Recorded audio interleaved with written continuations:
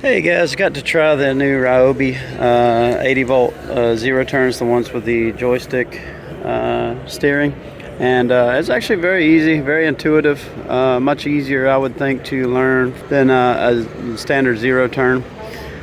You know, you can see people here jumping on it the first time and they pretty much got the hang of it. I think it would take some practice to figure out things like 3-point turns, but it does feel pretty intuitive, pretty easy to drive, and you know, it feels fairly well controlled. It's not very responsive like, you know, like some zero turns or, you know, some stuff where it's just you know, you barely touch it and it's all over the place. So feels pretty good.